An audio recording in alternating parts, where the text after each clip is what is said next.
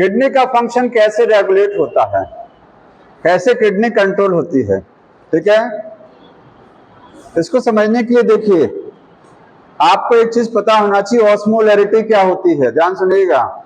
Osmolarity, ठीक है। हालांकि इसको आगे समझिए थोड़ा सा, वो अगले टॉपिक में समझाएंगे। यहाँ किडनी का फंक्शन 3 तरीके से रेगुलेट होता है। पहला क्या चीज है, पहला है रेगुलेशन, रेगुलेशन बाय हाइपोथैलेमस।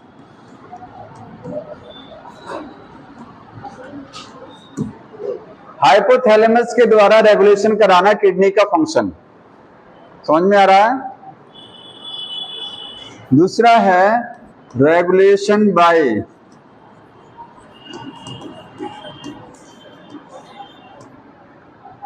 जेजी एपरेटस। क्या चीज, जेजी एपरेटस।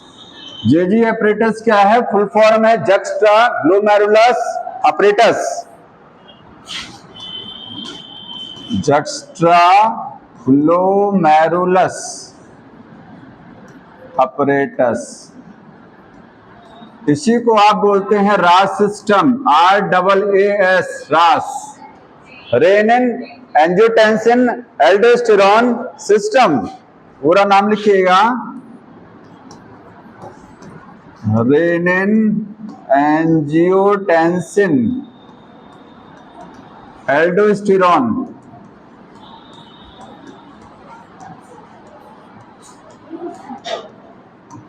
अच्छा, ये रेनिन एंजियोटेंसिन एल्डोस्टेरॉन सिस्टम, रास सिस्टम बोला जाता है। और तीसरा तरीका है किडनी के फंक्शन को रेगुलेट कराने का, वो है बाय ANF। ANF अभी सब समझाएंगे। ANF की फुल फॉर्म क्या है, एट्रियल नेटोरेटिक फैक्टर, नेटोरेटिक फैक्टर। ये 3 तरीके से किडनी का फंक्शन रेगुलेट होता है, किडनी को कंट्रोल किया जाता है। क्या जरूरत है किडनी के फंक्शन को रेगुलेट कराने की, किडनी बढ़िया तरीके से काम कर रही है, ठीक है। उसको कंट्रोलिंग की जरूरत कब पड़ती है, कब उसका फंक्शन रेगुलेट कराता है, जब आपकी बॉडी में वाटर की कमी होती है, या वाटर ब्लड में आपके बहुत ज्यादा हो गया है। आपके बॉडी में जो ब्लड है उसमें वाटर की कंसंट्रेशन क्या हो गई है, ज्यादा हो गई है, आपने पानी बहुत ज्यादा पी लिया है, या पानी की कमी हो गई शरीर में, तो किडनी का फंक्शन क्या किया जाता है, रेगुलेट कराया जाता है, कंट्रोल। उसी के हिसाब से यूरिन कम या ज्यादा बनाया जाता है, यूरिन को डाइल्यूट किया जाता है या यूरिन को कंसंट्रेट किया जाता है। अगर वाटर ज्यादा पिएंगे तो बताइए यूरिन डाइल्यूट होगा कि कंसंट्रेटेड होगा, डाइल्यूट होगा, ठीक है। यूरिन आउटपुट बढ़ जाएगा, यूरिन ज्यादा बनेगा, यूरिन में पानी की मात्रा ज्यादा रहेगी। और अगर शरीर में आपके पानी की कमी है या आपने पानी कम पिया है तो यूरिन कैसा बनेगा, कंसंट्रेटेड, पानी की मात्रा कम होगी, इसका मतलब यूरिन का वॉल्यूम भी क्या रहेगा, कम। आप यूरिन कम रिलीज करेंगे, टॉयलेट कम जाएंगे, समझ में आ रहा ना, सीधे सी बात। तो ये कुछ केसेस समझना है कैसे किडनी के फंक्शन को रेगुलेट कराया जाता है। आपके पास हाइपोथैलेमस से एक ग्लैंड होती है ना ब्रेन में, सुपर मास्टर ग्लैंड, इसके द्वारा। दूसरा है जेजी एपरेटस समझेंगे, तीसरा है ये, तीनों को समझना है एक एक करके, समझ में आ रहा है। अब देखिए, अगर सपोज करिए पहला क्या पढ़ना है, रेगुलेशन बाय हाइपोथैलेमस। हाइपोथैलेमस के कैसे रेगुलेशन होगा, ठीक। सपोज करिए आपके शरीर में पानी की कमी हो गई है, तो पानी की कमी कैसे होती है वो देखिए पहले, ठीक है। डेफिशिएंसी ऑफ वाटर, पानी की कमी है कहाँ, इन ब्लड या इन बॉडी। बॉडी में पानी की कमी का मतलब आपके ब्लड में पानी क्या है, कम है। ये कैसे संभव है, किन किन तरीकों से पानी शरीर में कम होता है। बताएंगे। या तो आप लेस इनटेक कर रहे हैं, लेस वाटर, पानी कम पी रहे हैं, तो पानी की कमी हो जाएगी। या तो पसीना बहुत ज्यादा, गर्मी में पसीना बहुत ज्यादा निकलता है, ठीक है, एक्सेस स्वेटिंग, एक्सेस स्वेटिंग, पसीना निकलेगा तो शरीर से तो पानी बाहर जाएगा, ठीक है। और क्या है, यूरिनेशन बहुत ज्यादा हो गया है। यूरिनेशन ज्यादा कई चीजों में होता है कि डायबिटीज के केस में भी पर्सन टॉयलेट बहुत ज्यादा है, बार बार टॉयलेट जाना पड़ता है, ठीक है। यूरिनेशन बहुत ज्यादा हो रहा है, ज्यादा यूरिन बनेगा, इसका मतलब शरीर से पानी ज्यादा निकल रहा है यूरिन के रास्ते, शरीर में पानी की कमी होगी, एक्सेस यूरिनेशन, एक्सेस यूरिनेशन। और एक चीज और है, अगर डिफिकेशन है, डिफिकेशन का मतलब पेट खराब हो गया है, लूज मोशन हो रहा है, तो लूज मोशन में भी शरीर में पानी की कमी होती है, फिर हम लोग ORS पीते हैं तो पानी की कमी पूरी होती है। समझ में आया? तो यहां लिखेंगे डिफिकेशन, डी एक्सेस, एक्सेस DFECATION, ये है लूज मोशन। इतनी चीजों से शरीर में पानी की क्या हो जाएगी, कमी। अब जब शरीर में पानी कम होगा ब्लड में आपके, तो ब्लड गाढ़ा होगा कि डाइल्यूट होगा, गाढ़ा हो जाएगा। और कंसंट्रेट कहेंगे उसको, कंसंट्रेट हो गया, गाढ़ा हो गया, सांद्रता बढ़ गई है उसकी। समझ में आ रहा है? कहेंगे ऑस्मोलैरिटी बढ़ गया ब्लड का। ऑस्मोलैरिटी किससे डिसाइड होती है, सॉल्यूट से, सॉल्यूट, क्योंकि पानी जब कम होगा तो जाहिर सी बात है सॉल्यूट ज्यादा होंगे उसमें, तो ऑस्मोलैरिटी इसकी क्या हो गई है, बढ़ गई है, ऑस्मोटिक प्रेशर ब्लड का बढ़ गया है। तो इतनी चीजें होने की वजह से क्या होगा, osmolarity, osmolarity of blood, blood की ऑस्मोलैरिटी क्या हो जाएगी, तुरंत बढ़ जाएगी, क्योंकि पानी ब्लड में कम हो गया है। समझ रहे ना? ठीक है। ब्लड का वॉल्यूम भी कम हो जाएगा कि नहीं होगा, बताइए। जब शरीर में जो ब्लड है आपके 5 से 6 लीटर है, अगर पानी इसमें से ज्यादा कम हो जाएगा तो वॉल्यूम घटेगा ब्लड का, आयतन कम होगा कि नहीं होगा। पानी ज्यादा होगा तो आयतन बढ़ेगा, पानी कम होगा तो आयतन कम। तो आप कह सकते हैं volume of blood, volume of blood क्या हो जाएगा, डिक्रीज कर जाएगा, वॉल्यूम बढ़ेगा, ऑस्मोटिक प्रेशर बढ़ेगा, ऑस्मोलैरिटी उसी को कहते हैं, बढ़ेगी। आ रहा ना, लिख नहीं रहे हो, देख रहे हैं, लिखते भी रहिए, समझते भी रहिए, लिखते भी रहिए। समझ में आ रहा है?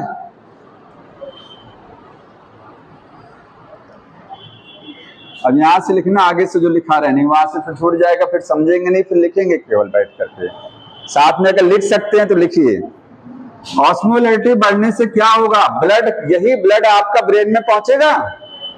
ब्रेन में हाइपोथैलेमस ग्लैंड है, हाइपोथैलेमस ग्लैंड में ऑस्मोटिक, ऑस्मो रिसेप्टर हैं, रिसेप्टर जानते हैं, जो ये पता लगा लेंगे कि ब्लड का ऑस्मोटिक प्रेशर बढ़ गया है, ब्लड में पानी की कमी हो गई है, यह हाइपोथैलेमस पता लगा लेगा, क्योंकि हाइपोथैलेमस में क्या है, ऑस्मोटिक रिसेप्टर लगा, ऑस्मो रिसेप्टर। तो ये ब्लड जब कहां पहुंचेगा, ब्रेन में, तो osmo receptor, osmo receptors of hypothalamus, जो हाइपोथैलेमस के हैं वो क्या हो जाएंगे, जाग जाएंगे, एक्टिवेट हो जाएंगे, ठीक है, एक्टिव हो जाएंगे। अभी तक एक्टिव नहीं थे क्योंकि नॉर्मल ब्लड था, सामान्य पानी था ब्लड में, ठीक है। अब क्या होगा, अब हाइपोथैलेमस एक हार्मोन बनाना चालू करेगा। हाइपोथैलेमस क्या करेगा, हाइपोथैलेमस रिलीज, प्रोड्यूस करेगा, प्रोड्यूस एक हार्मोन वैसोप्रेसिन, वैसोप्रेसिन, वैसोप्रेसिन का दूसरा नाम क्या है, एडीएच, एडीएच। एडीएच का पूरा नाम anti diuretic hormone, anti diuretic hormone, uretic hormone. जानते हैं क्यों बोलते हैं एंटी डाईयूरेटिक हार्मोन, कोई बताएगा? एंटी का मतलब विरोधी, अपोजिट, उल्टा उसका। अगर टॉयलेट ज्यादा बन रहा है, पानी की मात्रा यूरिन में ज्यादा है, आपके शरीर से वाटर का लॉस ज्यादा हो रहा है यूरिन के रास्ते, यही तो हो रहा था अब तक ना, ठीक है, तभी तो शरीर में पानी की कमी हुई थी। तो जब ज्यादा यूरिन बनता है, डाइल्यूट बनता है, तो उसको बोलते हैं डाइयूरेसिस। क्या बोलते हैं? डाइयूरेसिस। तो डाइयूरेसिस का मतलब होता है कि यूरिन में पानी ज्यादा आना या फिर शरीर में पानी की कमी होना। समझ में आया? इसी को रोकना है ना, इसी डाइयूरेसिस को रोकने के लिए क्या करना है? एक हार्मोन बनेगा जो इसको रोकने की कोशिश करेगा, उसको बोलते हैं एडीएच, एंटी डायूरेटिक हार्मोन। इसको रोकने की कोशिश करेगा, डायूरेसिस को रोकेगा, यूरिन को गाढ़ा करेगा, ये कंसंट्रेट करेगा। समझ में आ रहा है ना? इसलिए इसका नाम क्या है? Anti diuretic hormone, short form में एडीएच, या दूसरा नाम वैसोप्रेसिन। ये बनता कहाँ है? हाइपोथैलेमस में। रिलीज कहां से होता है? Posterior pituitary. तो रिलीज किया जाएगा, released by posterior pituitary. Pituitary gland के दो पार्ट हैं, एक एंटीरियर और एक पोस्टीरियर, वहां से रिलीज किया जाएगा। अब यहां तक लिख लिया है सबने? समझ गए यहां तक? अब ये हार्मोन आपके ब्रेन में जो पिट्यूटरी ग्लैंड है वहां से निकल गया, वहां से कहां जाएगा? ब्लड के रास्ते होता हुआ, पहले ब्लड के रास्ते होता हुआ जाएगा सीधे किडनी के अंदर। और किडनी में आपने नेफ्रॉन पढ़ा ना, किडनी में क्या पढ़ा है? नेफ्रॉन। नेफ्रॉन का एक पार्ट पढ़ा होगा आपने, डीसीटी पढ़ा था ना। डीसीटी से क्या चीज रीअब्सॉर्ब किया जाता है? यहां से ब्लड में क्या मिलाया जाता है? वाटर और NaCl। तो ये क्या काम करेगा? यहां से वाटर के रीअब्सॉर्प्शन को बढ़ा देगा। जो पानी, जो वाटर आपके नेफ्रॉन से होता हुआ यूरिन में जा रहा था, ज्यादा पानी, ठीक है, किडनी का क्या कर रही थी? वाटर को कहां भेज रही थी? यूरिन में। इस वाटर को यहां से खींच करके ब्लड में मिला देगा। तो मैक्सिमम वाटर को कहां खींच के मिला दिया? ब्लड में। अब आपका यूरिन कैसा हो जाएगा? कंसंट्रेटेड हो जाएगा। तो ये रीअब्सॉर्प्शन कहां से कराता है? डीसीटी से। समझ में आया? वाटर का केवल समझा अभी हमने। अभी सोडियम क्लोराइड का कौन कराएगा? एल्डोस्टेरोन कराएगा। ठीक है, तो ये क्या कर देगा? Reabsorption, reabsorption of water from DCT, DCT से क्या कर देगा? बढ़ा देगा। तो शरीर में पानी अब ज्यादा रीअब्सॉर्ब होगा, यूरिन में पानी की मात्रा नियंत्रित हो जाएगी। तो ऑस्मोटिक प्रेशर क्या हो जाएगा? नॉर्मल हो जाएगा। ऑस्मोलैरिटी क्या हो जाएगी? नॉर्मल। ब्लड की ऑस्मोलैरिटी नॉर्मल आ जाएगी। समझ में आए? तो इस तरीके से हाइपोथैलेमस कंट्रोल करता है।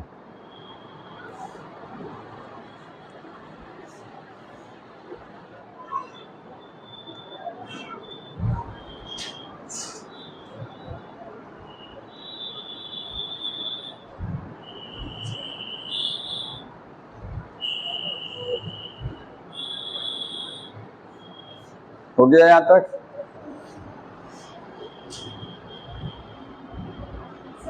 बताइए। ये कम बनेगा। और जब ब्लड में की यूरिन की बात कर रहे हैं, जब यूरिन में वाटर का कंटेंट कम हो जाएगा, बॉडी में वाटर ज्यादा रहेगा। इसी का उल्टा करिए ना, इसी का उल्टा करिए कि यूरिन गाढ़ा बन रहा है, ठीक है, यूरिन कम बन रहा है और बॉडी में आपके वाटर की मात्रा ज्यादा है। तो शरीर में जब पानी की मात्रा ज्यादा हो, आप खूब पानी पी रहे हैं, 12 गिलास 15 गिलास पानी पी रहे हैं, तो आपकी किडनी क्या करेगी? उस एक्सेस वाटर को यूरिन से बाहर करने की कोशिश करेगी। वाटर को खींचेगी नहीं बॉडी में, एक्सेस वाटर को यूरिन में भेज दीजिए, यूरिन डाइल्यूट हो जाएगा, बहुत बार बार टॉयलेट जाना पड़ेगा। समझ में आ रहा है? उस केस में एडीएच क्या हो जाएगा? बहुत कम बनेगा। एडीएच ज्यादा कब बनता है? एडीएच बनता ज्यादा है जब ब्लड में पानी की कमी होती है, और जब ब्लड में पानी बहुत ज्यादा हो जाता है, ज्यादा पानी पीने पर, तो एडीएच कम बनता है। समझ में आया? फिर रीअब्सॉर्प्शन नहीं कराएगा ये, फिर ये रीअब्सॉर्प्शन यहां से नहीं कराएगा। समझ रहे ना ये चीज? रीअब्सॉर्प्शन नहीं कराएगा फिर ये। दूसरा सिस्टम पढ़िए, सेकंड कौन सा है? बाय जेजी अपरेटस। तो रेगुलेशन बाय जेजी अपरेटस, इसी को आप बोलते हैं रास। ये कौन सी मैकेनिज्म है? ये है रास मैकेनिज्म, RAAS रास मैकेनिज्म। फुल फॉर्म बता दिया है रास मैकेनिज्म का। पहले आप समझिए जेजी अपरेटस होता क्या है। देखिए आपका ये है क्या चीज, ये है बोमेन कैप्सूल, यहाँ ये है PCT, ठीक है, और ये लूप ऑफ हेनले हो गया। इसके बाद में ऊपर क्या गया, ये DCT हो गया। तो एक्चुअली में DCT कहाँ होता जानते हैं? यहां से एक चीज देखिए, यहां पर आपके कौन सी आर्टरियोल आती है? अफरेंट। इसका नाम क्या है? अफरेंट आर्टरियोल। यहां से कौन सी आर्टरियोल निकलती है? इफरेंट निकलता है ना। ये जो हम बार बार आपको समझाते हैं कि DCT यहां होता है, वास्तव में DCT यहां नहीं होता है। DCT कहाँ होता है? जब नेफ्रॉन ऐसे लगा होता है, ये घूम करके ऐसे जाएगा, ये ऐसे जाएगा कि DCT कहाँ रहेगा। और आगे बढ़ाते हैं, देखिए ये यहाँ DCT यहाँ रहता है। और इसको और ज्यादा सही करें, देखिए आप समझने के लिए, ये जाएगा इस तरीके से घूम करके, और ये पीछे से यहाँ से होता हुआ DCT यहाँ रहता है। कुछ कहाँ आया DCT? देख रहे हैं, जहां पर अफरेंट आर्टरियोल और इफरेंट आर्टरियोल रहती हैं, वहीं पर DCT रहता है। समझ में आ रहा ना? वहीं तो रहेगा ना DCT। हमने बताया था, बताइए DCT कॉर्टेक्स में रहता है कि DCT मेडुला में रहता है? कॉर्टेक्स में रहता है ना।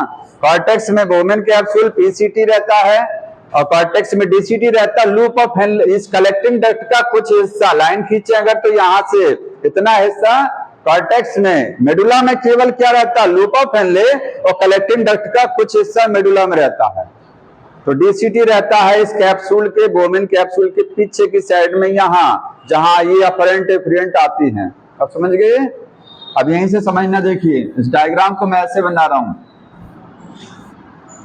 ये आपका इस तरीके से ये बोमेन कैप्सूल हो गया, ठीक। ये सपोज करिए क्या चीज है, ये DCT है। अब समझ रहे होंगे ना, DCT एक ट्यूब है। ये ऐसे होती हुई आई, नीचे से ऐसे होती हुई आई यहाँ पर ये, और ये ऐसे चली गई। मैंने इसको गोल बना दिया है। तो गोल क्यों बनाया है? काटा हुआ, कट करके दिखा रहे हैं उसको। पाइप को काट करके देखेंगे तो सर्किल ही तो दिखेगा। तो ये DCT का कटा हुआ हिस्सा दिखा रहे हैं, ऐसा गोल नहीं होता है। ऐसे आएगा, ऐसे मुड़ जाएगा, तो उसको कट करेंगे तो ऐसा दिखेगा। और यहीं पर अफरेंट आर्टरियोल दिखा दें, देखिए ये मैंने, अब इसको हटा दें, ये सब समझ गया ना, ये कैप्सूल, ये इसको मैं हटा दे रहा हूँ। ये आपका क्या हो गया? अफरेंट आर्टरियोल। ये कौन सी आर्टरियोल आई? ये अफरेंट आया, अफरेंट। इसको बना लीजिएगा, ये आपको समझ में कम आता होगा। अफरेंट आर्टरियोल है, ठीक है। और ये क्या है? DCT है। और अफरेंट नीचे जाकर के किस में कन्वर्ट हो जाएगी? ग्लोमेरुलस में बना देगा। मैं यहाँ अगर बनाऊं तो ये देखो ऐसे हो जाता ना, ऐसे तो हो जाता है। फिर ये आगे किस में कन्वर्ट हो जाता है? इफरेंट में। ये आगे चला गया, इफरेंट हो गया, ये हो गया इफरेंट आर्टरियोल। समझ में आ रहा है? इस तरीके का, यानी नीचे कप लगा होता है, यहाँ क्या होता है? Cup, Bowman capsule. अब अपरेटस का मतलब एक चीज नहीं होता, जहां पर भी स्टोमेटा अपरेटस पढ़े हैं ना, इस चैप्टर में है एनाटॉमी में, स्टोमेटा अपरेटस में कई चीजें होती हैं। स्टोमेटा के साथ में जो गार्ड सेल है, पूरा स्टोमेटा, और साथ में जो सब्सिडरी सेल हैं, सबको मिलाकर के स्टोमेटा अपरेटस। तो अपरेटस का मतलब होता है जहां एक से ज्यादा चीजें होनी चाहिए, एक से ज्यादा चीज। यहां पर इसका मतलब इसमें एक से ज्यादा चीजें मिली हैं, ठीक है, तभी वो अपरेटस बना है। क्या क्या मिला? देखिए ये जो आपका DCT देख रहे हैं, DCT में, और जो अफरेंट है, अफरेंट आर्टरियोल के पास वाली जो DCT होती है, यहाँ पर कुछ सेल होती हैं। ये देखिए DCT में यहाँ की कुछ सेल साइज में क्या हो जाती हैं? बड़ी हो जाती है। देखिए डीसीटी की वो वाली सेल जो अफरेंट के पास में होती है और एफरेंट के पास में है, ये सेल क्या हो जाती हैं, साइज में बड़ी हो जाती हैं और क्या बनाती है, मैकुला डेंसा। तो एक स्ट्रक्चर बनाती हैं मैकुला डेंसा। मैकुला डेंसा क्या है, they are the special cells of the DCT that present near the afferent and efferent arteriole, जो इसके पास में होती हैं। यहाँ पर भी सेल हैं लेकिन ये मैकुला नहीं है, मैकुला इन वाली सेल को बोलते हैं, स्पेशल सेल हैं। समझ में आ रहा है, इनको अलग से बना लीजिएगा, ये मैकुला डेंसा है, ये लिख लीजिएगा, स्पेशल सेल्स नियर, कहाँ होती हैं, near afferent and efferent arteriole, पूरा लिख लीजिएगा। ये है मैकुला डेंसा।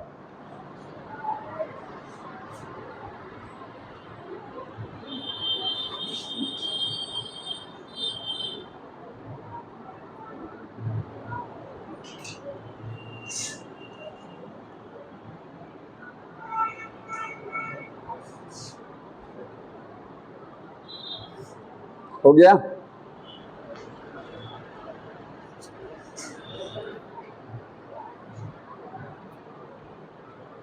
देखिए, अगर आपको समझ में आता है तो आपको पढ़ने में इंटरेस्ट, कुछ बच्चों को अगर नहीं लगता है तो उसका कारण है आपको समझ में नहीं आ रहा है, आपने बेसिक पढ़ाई नहीं है तो आपको आगे नहीं समझ में, ABCD नहीं पढ़ा तो आपको वर्ड नहीं बना पाएंगे। अगर आप समझ रहे हैं तो आपको बहुत अच्छा लगेगा। फिर समझ में आया?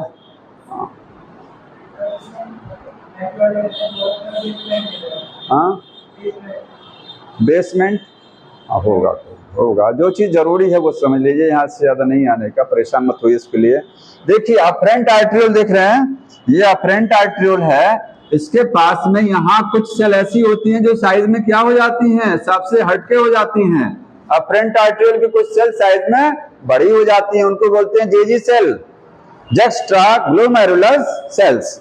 तो अफरेंट आर्टरियोल की कुछ सेल बोलेंगे जेजी सेल, जेजी सेल्स। दोनों को मिला करके जेजी अपरेटस, अपरेटस में एक से ज्यादा चीज होती है, समझ में आया? दोनों को मिला के क्या बोलेंगे, जेजी अपरेटस। तो जेजी का फुल फॉर्म क्या है, जक्स्ट्रा ग्लोमेरुलस। अपरेटस में दोनों आएगा, सेल पूछेगा तो अफरेंट आर्टरियोल की कुछ सेल जो यहाँ नजदीक में होती है मैकुला डेंसा के सामने, उनको बोलते हैं जेजी सेल। समझ में आ रहा है ना? क्या बनाती हैं, ये बनाती हैं रेनिन हार्मोन। ये क्या बनाती हैं, रेनिन हार्मोन।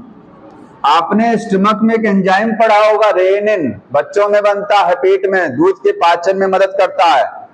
छोटे बच्चे दूध पर डिपेंड होते हैं ना, तो रेनिन वो एंजाइम है जो उनके स्टमक में बनता है। जैसे हमारे स्टमक में पेप्सिन बनता है, वैसे वहां बच्चों में क्या बनता है, रेनिन।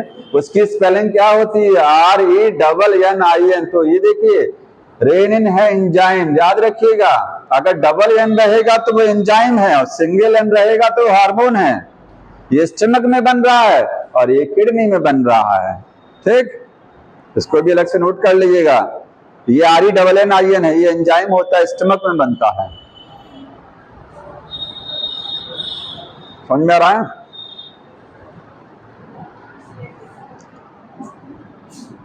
ये क्या करेगा, कोई बताएगा इसका काम?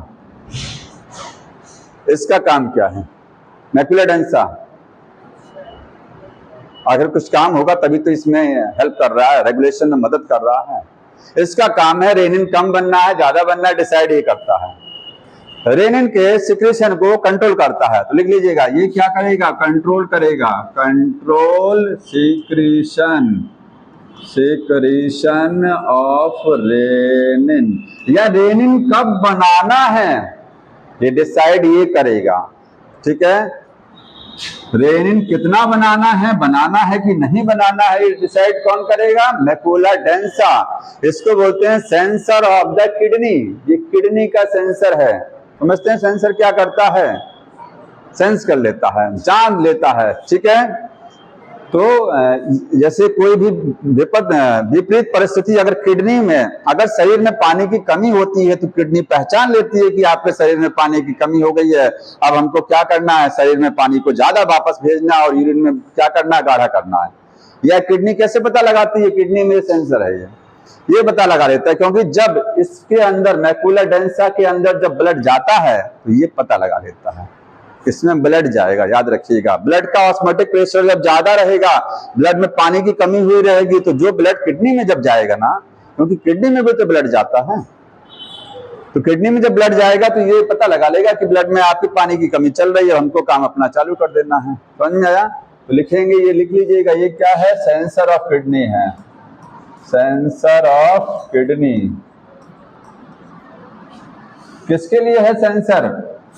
फॉर वाटर के लिए, वाटर इन बॉडी, बॉडी में पानी कितना है, कम हो गया कि ज्यादा हो गया है ब्लड में, ये पता लगाने के लिए, या ऑस्मोलैरिटी को पता लगाने के लिए। तो ये तुरंत एक्टिवेट हो जाएगा। तो ये क्या करेगा? अब इससे कहेगा तुम रेनिन रिलीज कर दो। समझ में आए? अगर ये समझ में आ गया, अब आप समझ सकते हैं इसको ये क्यों बोलते हैं, ये अभी समझा रहे हैं। ये मैकेनिज्म क्यों कहा जाता है वो समझ लीजिए। आ रहा है? देखिए, अब आगे बढ़ जाइए, वही सेम चीज आ जाएगी। शरीर में पानी की कमी हुई, ऑस्मोलैरिटी बढ़ेगी कि नहीं बढ़ेगी? ऑस्मोलैरिटी किसका? ऑफ ब्लड का क्या हो गया? हाई हो गया। अगर शरीर में पानी की कमी हुई ब्लड में, तो ऑस्मोटिक प्रेशर बढ़ जाएगा, पानी कम हो रहा शरीर में। ठीक, ब्लड में पानी कम है आपके। कैसे कम हुआ मैंने बता दिया पिछले। समझ में आया? अब यही ब्लड जब कहां पहुंचेगा? ये ब्लड जब जाएगा किडनी में जाता, किडनी में भी तो ब्लड जाएगा, तो जब ये कहां पहुंचेगा? किडनी में जाएगा। ब्लड टू किडनी, किडनी में पहुंचेगा तो किडनी में मैकुला डेंसा तुरंत एक्टिवेट हो जाएगा, क्योंकि वो सेंसर है, तुरंत पता लगा देता है कि वाटर कम हुआ आपके ब्लड में। तो मैकुला डेंसा क्या करेगा? मैकुला डेंसा क्या करेगा? एक्टिवेट हो जाएगा तुरंत। ठीक है, और वो किसको बोलेगा? जेजी सेल को बोलेगा कि तुम रेनिन रिलीज करो अब ज्यादा से ज्यादा। तो ये गिव सिग्नल देगा, सिग्नल किसको? तो जेजी सेल को। किसके लिए? फॉर रेनिन रिलीज, रेनिन को रिलीज कराने के लिए। ज्यादातर बुकों में कुछ लिखा नहीं रहता, ये बीच वाला मैटर नहीं रहता, ये सीधे यहाँ के बाद सीधे ये लिख देते हैं कि वो जेजी अपरेटस से क्या रिलीज हो जाएगा? रेनिन। समझ में आया? अब रेनिन से क्या फायदा? अब किडनी में आपको रिलीज कर दिया रेनिन, जेजी अपरेटस से रिलीज हुआ ना वो, और जेजी अपरेटस में किस सेल से? जेजी सेल से। अब ये रेनिन क्या करेगा? ये रेनिन, ये जो यहां से रेनिन आया, ठीक है, एक प्रोटीन होती है एंजियोटेंसिनोजन। आपका लीवर, आपका जो लीवर है, लीवर वो एक प्रोटीन को बनाता है, उसको बोलते हैं एंजियोटेंसिनोजन।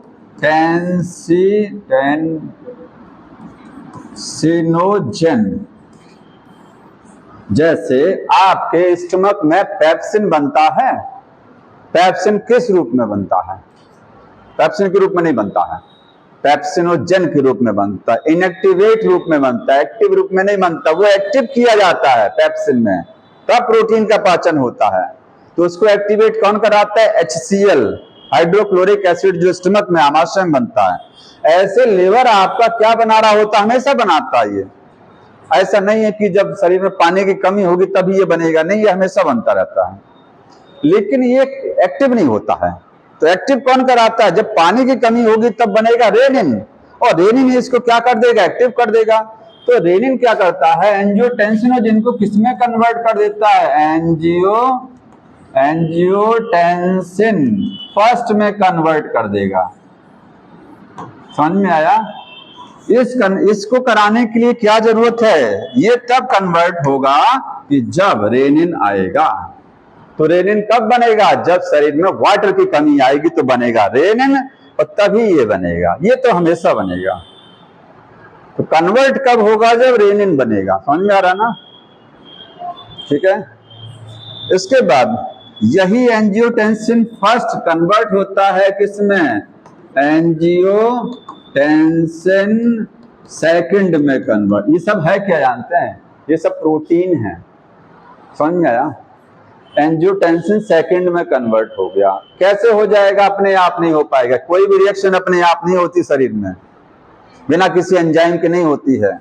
इसमें एक एंजाइम, वहां एक हार्मोन काम कर रहा था, या तो हार्मोन इन्वॉल्व हो जाए या तो कोई एंजाइम आ जाए। तो यहाँ हार्मोन था इस रिएक्शन में, और इस रिएक्शन में क्या होगा? इस रिएक्शन में एक एंजाइम काम करेगा। वो एंजाइम आपकी लंग्स बना रही हैं। तो आपकी जो लंग्स हैं, लंग्स वो क्या करती हैं? वो एक एंजाइम बनाती हैं। कोई जरूरी नहीं है उसका नाम एंजियोटेंसिन कन्वर्टिंग एंजाइम है। एंजियोटेंसिन कन्वर्टिंग कोई मतलब नहीं है। इस एंजाइम की मदद से ये कन्वर्जन होगा। तो जब ये एंजाइम बनेगा लंग्स के द्वारा, ठीक, वो एंजियोटेंसिन किसमें कन्वर्ट हो जाएगा? फर्स्ट सेकंड में बदल जाएगा। बस ये बनना जरूरी है। अगर ये बन गया, अब आपका किडनी क्या करेगी? अच्छे से पानी को शरीर में वापस करती रहेगी, वापस करेगी। अब देखिए इसको बनाना जरूरी था। ये क्यों बना? शरीर में पानी की कमी हुई, रेनिन बना किडनी से।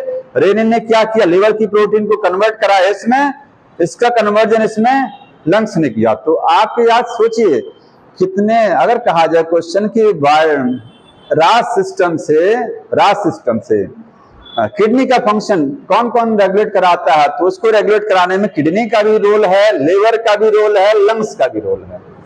तीन लोगों का रोल है। समझ में आया? 3 पार्ट का आपके ये बन गया है। इससे क्या होगा? देखिए आगे बढ़ जा रहे हैं हम। तो एंजियोटेंसिन सेकंड जो है, या आप खाली इसको एंजियोटेंसिन भी लिख सकते हैं। समझ में आया? क्योंकि एंजियोटेंसिनोजन तो अलग चीज है। एंजियोटेंसिन में 2 रूप हैं, एक फर्स्ट है और एक सेकंड है। हम खाली अगर एंजियोटेंसिन भी लिख दें तो काम चल जाएगा। समझ में आ रहा है? तो एंजियोटेंसिन क्या करेगा? इसका काम है शरीर में वाटर को वापस करना। 3 तरीके से करेगा। देखिए वापस, एक तो ये जाएगा सीधे, ये है प्रोटीन, ये ब्लड के रास्ते जाएगा हाइपोथैलेमस। बना कहाँ है बताइए? ये बना कहाँ है? सोच के बताइए। किडनी में। ये अभी तक कहाँ चल रहा है? किडनी। तो बना है तो ये जाएगा हाइपोथैलेमस में। कहाँ जाएगा?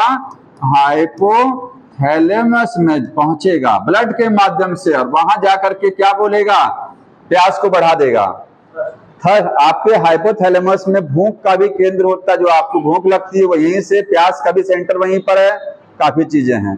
तो थर्स्ट इंक्रीज कर जाएगा। ठीक है, जो थर्स्ट क्या हो जाएगी? बढ़ जाएगी। तो आप पानी पी लेंगे, और पानी पी लेंगे तो पानी जो कमी हुई है वो पूरी हो जाएगी। समझ में आया ना?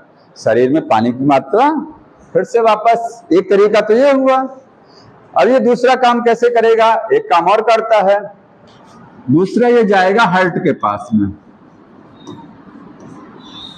हार्ट के पास, और वहां जाकर के जो आपकी, या सर्कुलेटरी सिस्टम लिखेंगे हम, हार्ट छोड़ दीजिए, क्या लिखेंगे? पूरा सर्कुलेटरी सिस्टम।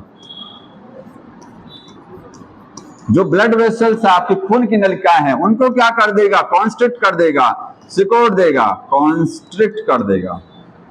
तो जब खून की नलिकाएं सिकुड़ जाएंगी तो ब्लड प्रेशर हो जाएगा ज्यादा। समझ में आ रहा ना? अब ब्लड प्रेशर ज्यादा हो जाएगा तो किडनी में आपकी ब्लड जल्दी पहुंचने लगेगा। ठीक है? तो वहां से जितनी बार किडनी में ब्लड जाएगा, जितनी बार, उतनी बार पानी को एब्जॉर्ब किया जाता है ना। किडनी तो पानी को एब्जॉर्ब करती है ना। सोचिए 5 बार ब्लड जा रहा है और 10 बार जाएगा तो ज्यादा पानी खींचेगा। एक तरीका तो ये भी हो गया ना कि ब्लड प्रेशर बढ़ने से क्या हुआ? वाटर का रीअब्जॉर्प्शन वो ज्यादा टाइम होगा। वाटर का रीअब्जॉर्प्शन कहां से होता है? Descending limb of loop of Henle, PCT से होता है, लू और डीसीटी से होता है, कलेक्टिंग डक्ट। याद रखिए 4 जगहों पर है। पीसीटी है, डिसेंडिंग लिम्ब, और असेंडिंग में नहीं है, और डीसीटी है, कलेक्टिंग डक्ट। यहां से समझ में आ रहा है?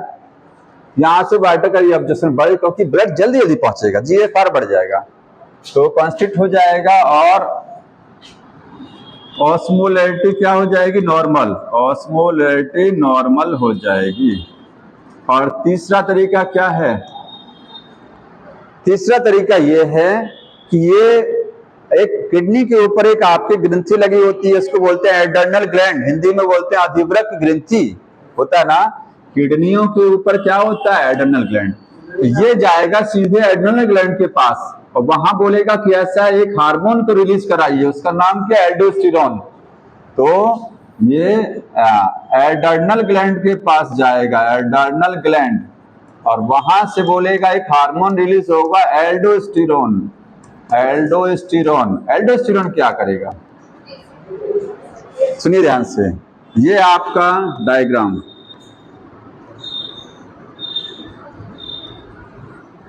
ये डीसीटी है ना, डीसीटी से क्या क्या चीजें एब्जॉर्ब करके ब्लड में मिलाई जाती हैं। एक तो वाटर खींचा जाता है,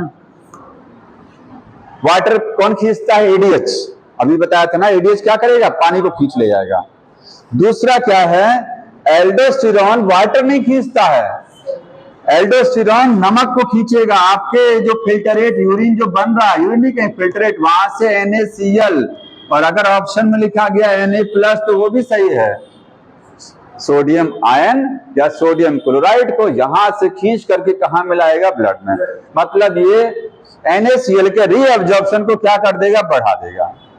लेकिन क्वेश्चन आता है कि एल्डोस्टेरोन डीसीटी पर जाकर के किस चीज का रीअब्जॉर्प्शन बढ़ाएगा, बताइए, NaCl का करेगा या NaCl and water, both book में यही लिखा है, NaCl और वाटर दोनों का रीअब्जॉर्प्शन, दोनों का कराएगा। अभी तक यही पढ़ रहे थे ना, केवल NaCl, वास्तविक रूप से वो NaCl को खींचता है, पानी अपने आप खींचा चला जाएगा। अभी समझिएगा, अपने आप पानी खींच जाएगा, ठीक है। मेन काम इसका NaCl खींचना है, लेकिन NaCl जब आपके ब्लड में पहुंचा देगा तो वाटर तो पीछे पीछे चला जाएगा। कैसे, देखिए, यहां लिखेंगे इंक्रीज करेगा, increase reabsorption, reabsorption of water. पहले NaCl लिखेंगे, खुद सोचिए, अगर आपके ब्लड, देखिए आपके ब्लड में पानी की कमी थी, आपके ब्लड में सॉल्यूट ज्यादा थे, ये एल्डोस्टेरोन नमक को खींच करके ब्लड में मिला रहा है, तो सॉल्यूट और बढ़ जाएंगे, ऑस्मोटिक प्रेशर तो और बढ़ जाएगा ना। ये क्या कर रहा है, यहां से NaCl खींच करके आपके ब्लड में ले गया, तो ब्लड में तो ऑस्मोटिक प्रेशर पहले से बढ़ा हुआ था और बढ़ गया, तब तो ये नुकसान कर देगा। तो साथ में NaCl जब खींचता है तो उसी बहाने बहुत सारा वाटर खींच जाता है। जितना NaCl नहीं खींचता है उससे कहीं ज्यादा वाटर। हमारा मकसद क्या है, जहां से वाटर को खींच करके कहां ले जाना, ब्लड में मिलाना। तो वाटर अपने आप नहीं जाएगा, अपने आप कौन, किसकी मदद से जाता है। अगर ADH हार्मोन होता तो वो केवल वाटर खींचता है, लेकिन एल्डोस्टेरोन वाटर को डायरेक्ट नहीं खींच पाता है, वो पहले NaCl को खींचेगा और NaCl की मदद से वाटर अपने आप। कैसे, देखिए, उसको समझ लीजिए, कुछ लोगों को समझ में नहीं। यहाँ है, ये ब्लड चल रहा ना, तो सुनिएगा, यहाँ क्या है, ब्लड, इसमें पानी की कमी है, पानी की कमी है, इसमें नमक ज्यादा है, इसमें सॉल्यूट ज्यादा है। हमको क्या करना है, हमको इसमें पानी भिजवाना है। तो एल्डोस्टेरोन पानी नहीं भेजेगा डायरेक्ट, वो क्या करेगा, यहां से नमक को खींचेगा और आपके ब्लड में भेजेगा। तो जब नमक जाएगा यहां पर, तो इसमें ऑस्मोटिक प्रेशर बढ़ेगा कि घटेगा, बढ़ेगा, सॉल्यूट बढ़ रहा ना, नमक ज्यादा हो रहा है, ठीक। और अगर कहीं नमक ज्यादा होता है तो पानी पीछे पीछे, अभी स्किन पर रखिए, नमक रगड़िए, तो आपकी चमड़ी में से अंदर से पानी जो है बाहर आ जाएगा, नहीं आएगा, सिकुड़ जाएगी ना स्किन, पानी में स्किन आपकी सिकुड़ जाएगी, स्किन के नीचे से वाटर निकल करके साल्ट में मिलता है, क्योंकि बाहर नमक ज्यादा है। तो जहां नमक ज्यादा होता है वहां पर वाटर अपने आप भाग जाता है, ठीक। तो जहां साल्ट ज्यादा, जब साल्ट बहुत ज्यादा हो जाएगा तो वाटर क्या है, वाटर उनको कहां से खींचना था, यहां से ना, तो इसी के पीछे पीछे वाटर खींचा चला आएगा, पहले नमक को बढ़ाएगा और उसके बाद पानी तो अपने आप चला आएगा, क्योंकि पानी कहां जाता है, वाटर सॉल्ट की तरफ भागता है। ये चीज जानते हैं ना, तो ये इसकी मैकेनिज्म है। तो दोनों को रिटेन कराता है, मेन है NaCl, लेकिन ऑप्शन में आएगा तो ये दोनों का रीअब्जॉर्प्शन बढ़ाता है। ये हो गया। अब इसको राज सिस्टम क्या बोलते हैं, renin angiotensin, angiotensin aldosterone, aldosterone system बोला जाता है। क्यों, क्योंकि यहाँ रेनिन बनता है, हार्मोन एंजियोटेंसिन बनता है ये, और एल्डोस्टेरोन वो बन रहा है। ठीक है, तो ऑस्मोलैरिटी नॉर्मल। दो तरीके हो गए। तीसरा तरीका देख लीजिए।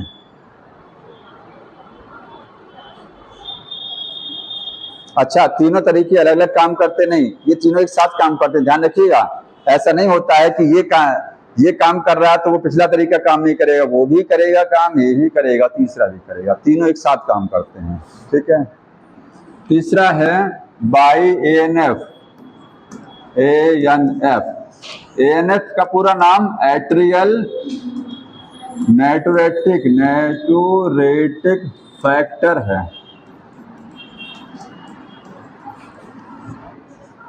ये उल्टा काम करता है, दोनों ये राज सिस्टम का अपोज करता है। अगर शरीर में पानी की मात्रा बहुत ज्यादा है तो ये काम करेगा, याद रखिएगा। पानी की मात्रा कम रहती है तो पिछले दो वाले काम करते हैं, ज्यादा है तो ये काम करेगा। तो ये वर्क कब करेगा? Work when water in blood, blood में वाटर क्या है? ज्यादा है, मोर है, मतलब ऑस्मोलैरिटी क्या है? कम है। ऑस्मोलैरिटी ब्लड की क्या है? घट गई है।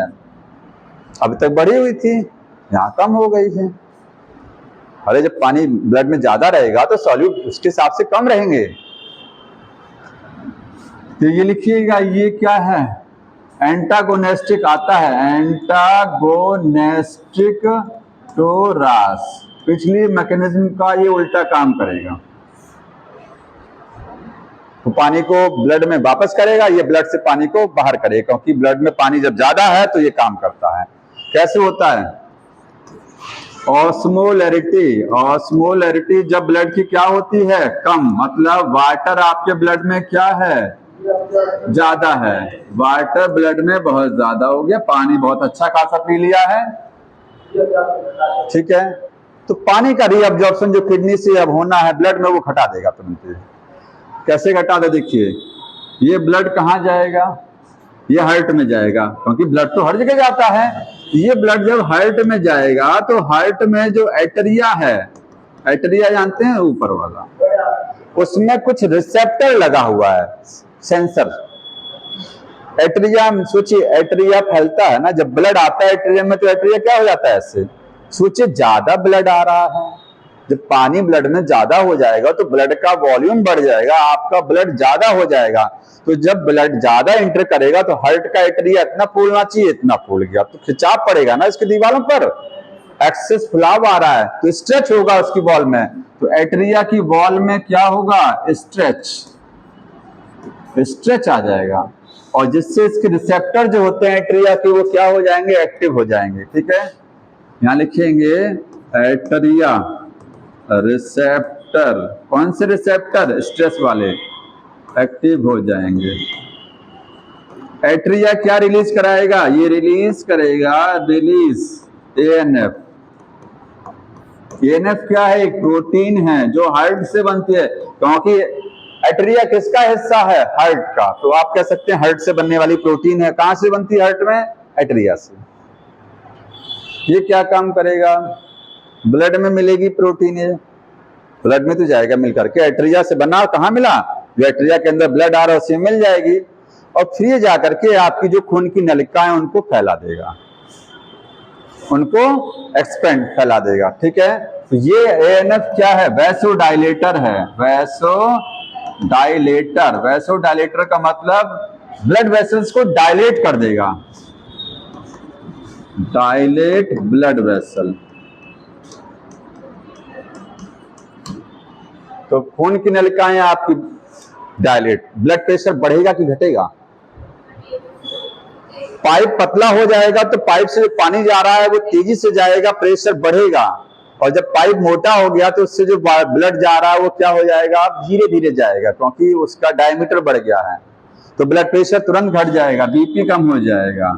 और जब बीपी घट जाएगा तो आपका जो किडनी में ब्लड नेफ्रॉन में जाता है उसका प्रेशर भी तो घटेगा। किडनी में ब्लड लो प्रेशर से जाएगा, और जब कम प्रेशर से जाएगा तो किडनी का काम क्या है? पानी को खींचना। यही तो करती है मैक्सिमम। तो पानी अब कम खींचेगी, जल्दी जल्दी जाएगा तो ज्यादा जल्दी जल्दी खींचेगी पानी को, बॉडी में मिलाएगी, अब धीरे धीरे मिलाएगी। समझ में आ रहा है ना? क्योंकि ब्लड में वाटर अच्छा खासा पहले से ही है। तो यहाँ पर क्या हो गया, ऑस्मोलैरिटी क्या हुई थी, घटी थी, अब ऑस्मोलैरिटी बढ़ जाएगी, ऑस्मोलैरिटी इंक्रीज कर जाएगी। वाटर यूरिन के रास्ते जल्दी जल्दी निकलेगा, खींचेगा कम। जितनी बार किडनी में ब्लड जाएगा जल्दी जल्दी, उतना ही पानी शरीर में वापस किया जाएगा, और जब धीरे धीरे जाएगा तो वापस कम होगा। मतलब यूरिन में पानी की मात्रा बढ़ी रहेगी, यूरिन डाइल्यूट हो जाएगा। यहाँ पर लिख लीजिएगा, यूरिन क्या हो जाएगा, डाइल्यूट, यूरिन डाइल्यूट हो जाएगा। देखिए ये सब हो गया खत्म। उसका उल्टा काम ये है, वहां पर कंसंट्रेट किया जा रहा था, यहाँ डाइल्यूट हो गया। 3 ये। हाँ बताइए।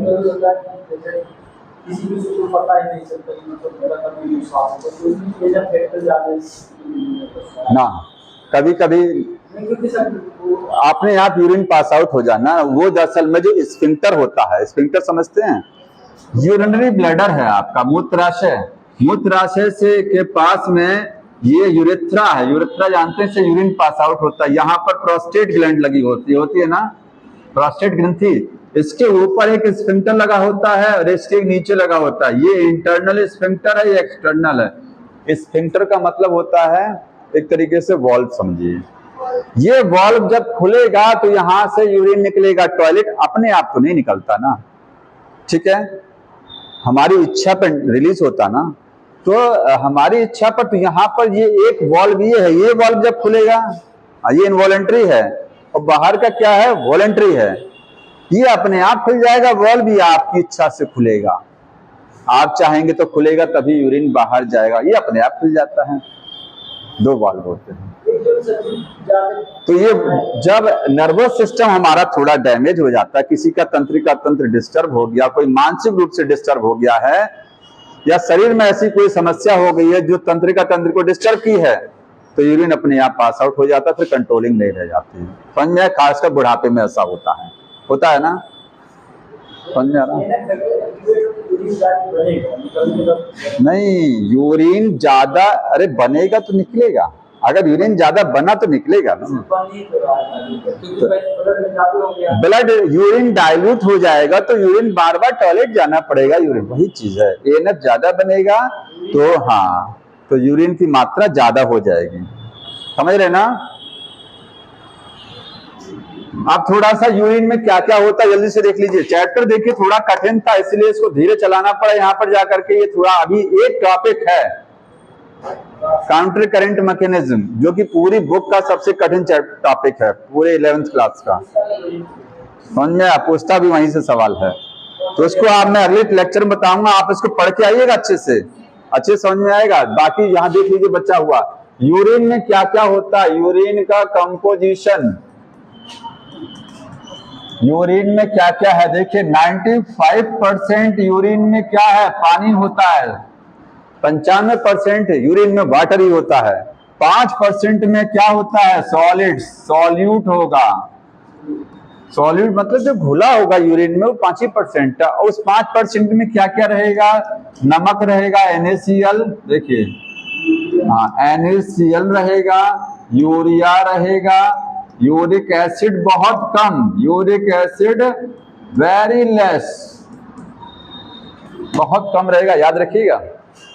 बर्ड्स में और रेप्टाइल्स में यूरिक एसिड बनता है। इसके बाद में और बताइए अब और क्या क्या यूरिन बनाती है। विटामिन सी, अब बताएंगे विटामिन सी यूरिन में कैसे आ गया। जब ज्यादा विटामिन सी, आंवला बहुत ज्यादा खा लिया है, नींबू बहुत ज्यादा ले लिया है, तो विटामिन सी की मात्रा जब बहुत ज्यादा हो जाएगी तब यहाँ यूरिन में आएगी, अदरवाइज नहीं आए। अदरवाइज पीसीटी से खींच लिया जाएगा आपको, पीसीटी में जब आएगा वहीं से वापस, ठीक है। और क्या होगा, क्रिएटिनिन, क्रिएटिनिन, क्रिएटिनिन क्या है, तो मसल्स, जब मसल का कॉन्ट्रैक्शन रिलैक्सेशन होता है, मांसपेशियां जब आपकी संकुचित होती हैं, तो वहां एक प्रोडक्ट बनता है क्रिएटिनिन, समझ में आया, उसको निकालना पड़ता है। हाँ, एक है आपका कीटोन बॉडीज, कीटोन बॉडीज, तो कीटोन बॉडीज याद रखिए हमेशा नहीं बनती हैं। कब बनती हैं? ड्यूरिंग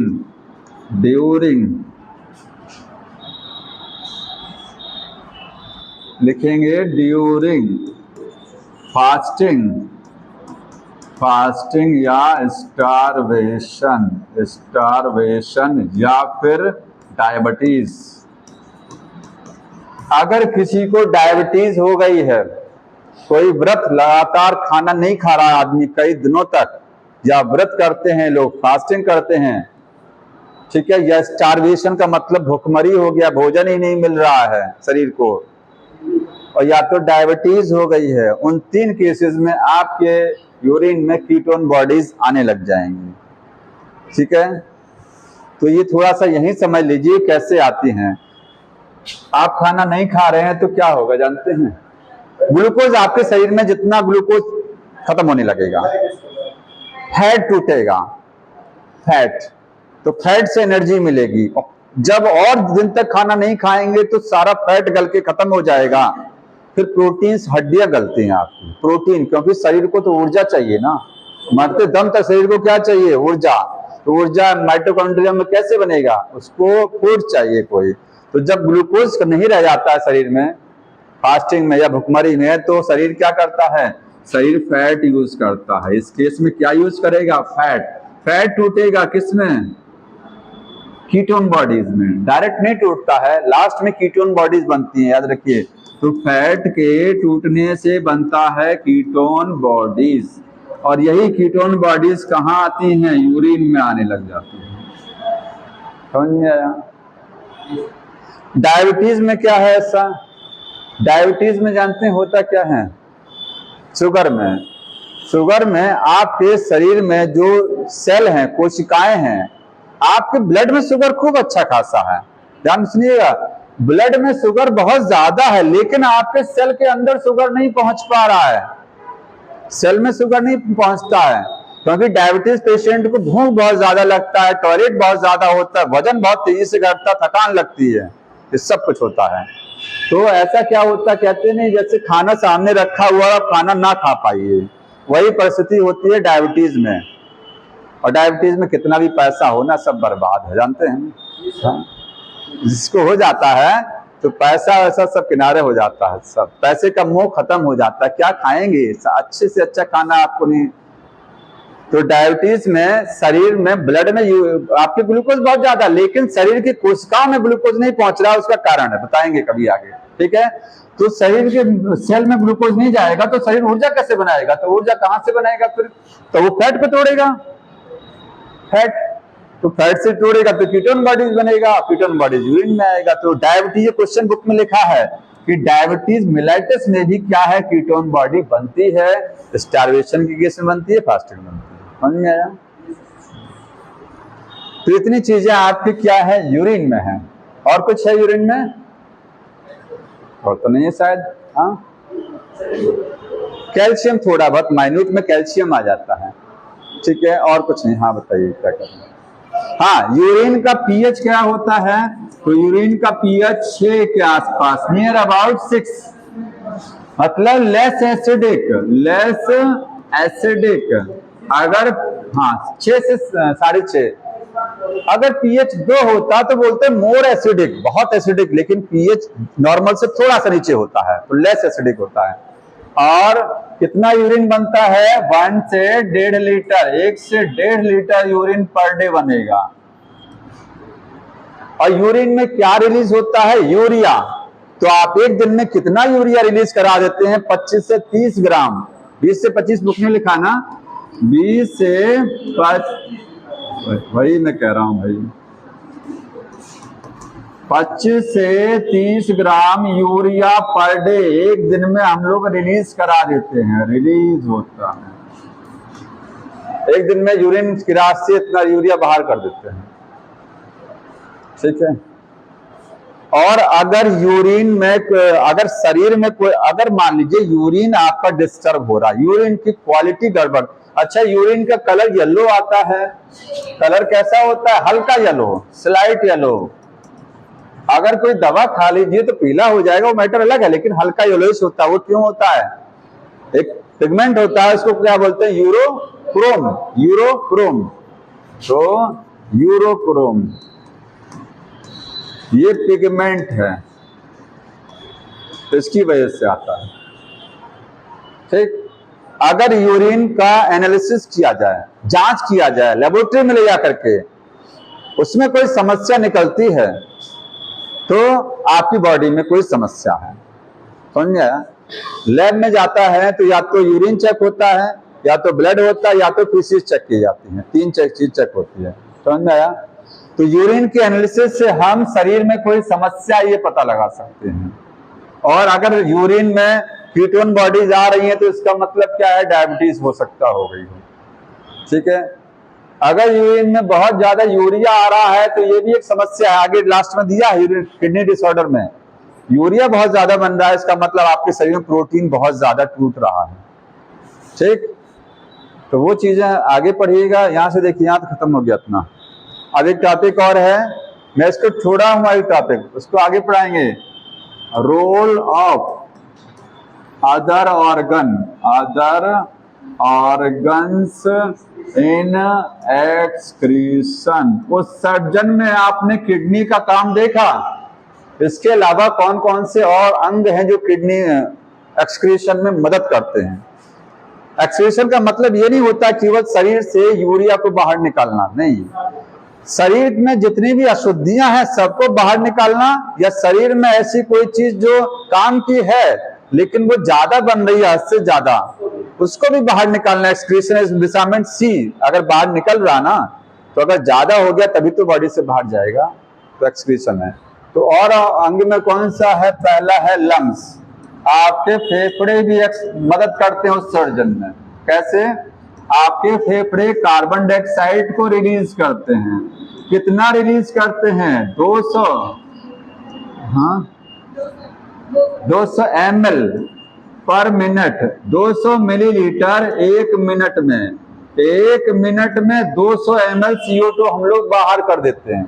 CO2 हमारे बॉडी का वेस्ट प्रोडक्ट है, समझ में आ रहा ना? और आपकी जो लंग्स हैं वो वाटर को भी रिलीज करती हैं, पानी।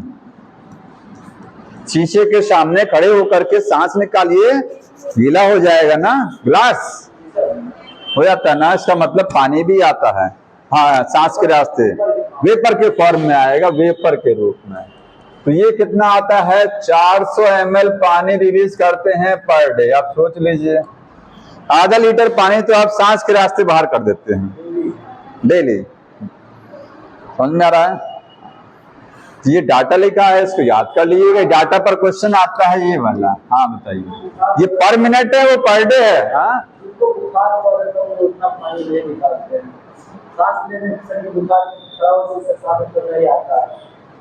क्यों नहीं आता है? टेम्परेचर हाई होता है ना, टेम्परेचर हाई होता है, उस टेम्परेचर से वो वेपर एक तरीके से वाटर का रूप नहीं ले पाती है, ठीक है?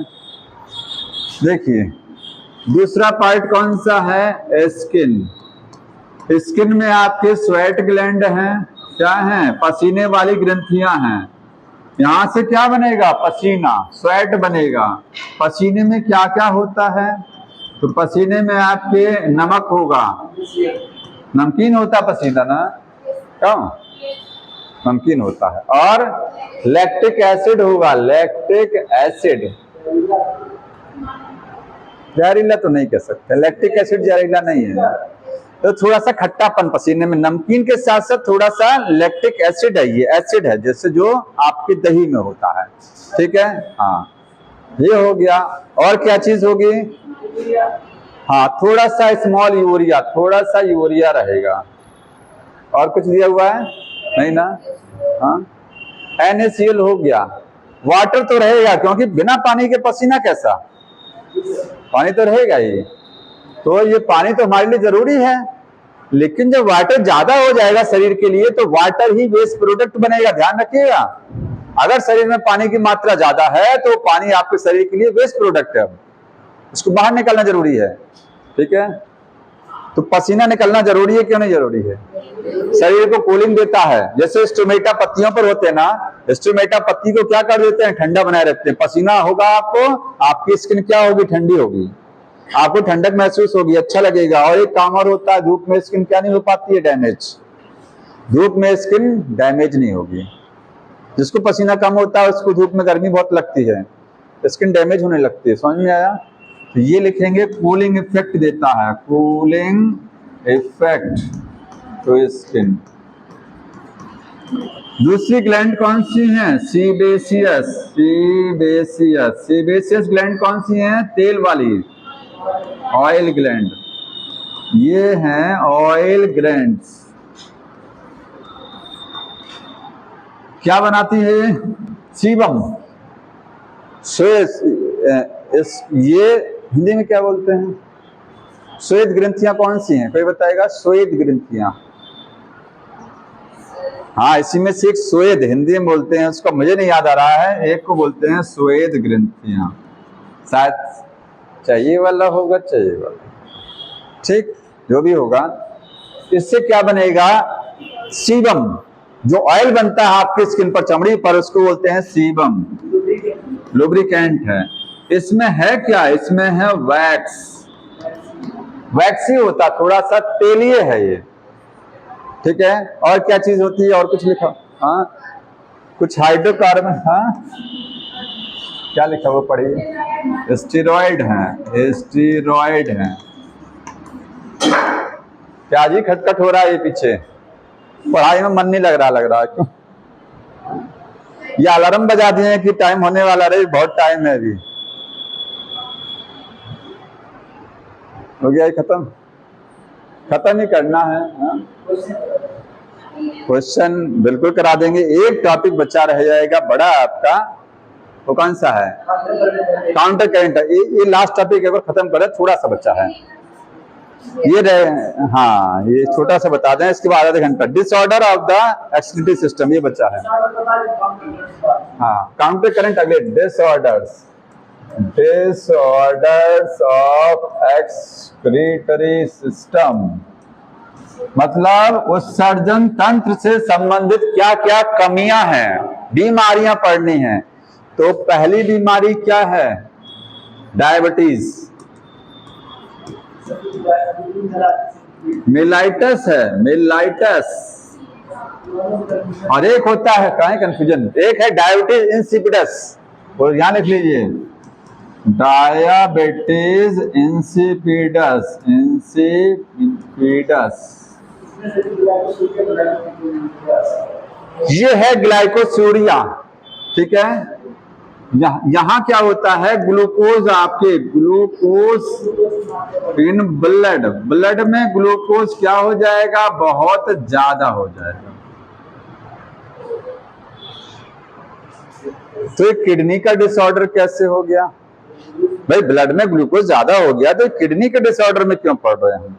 क्योंकि किडनी से ग्लूकोज यूरिन में आने लगता है, यूरिन में ग्लूकोज आता है।